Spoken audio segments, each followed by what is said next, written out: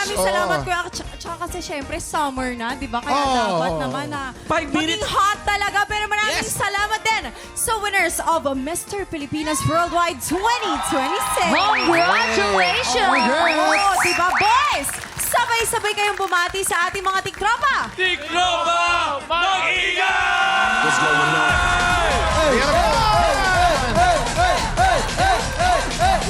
At mamaya makakasama natin sila maglaro ng Eva at Adan. Pero Waki, sa tingin mo, sino sa kanilang palaban sa Eva at Adan? Alam mo, Kuya Kim, parang feeling ko lahat sila eh. Ba't parang pumipiyok yung boses mo? Hindi ko nga alam kasi umuulan ng abs today eh. No? Pero iba pa rin yung abs mo, Kuya Kim, ha? Ikaw pa rin. Yung abs ko matanda na yan. Ay, hindi. Winner yan. Kaya pinaghirapan ng matindi.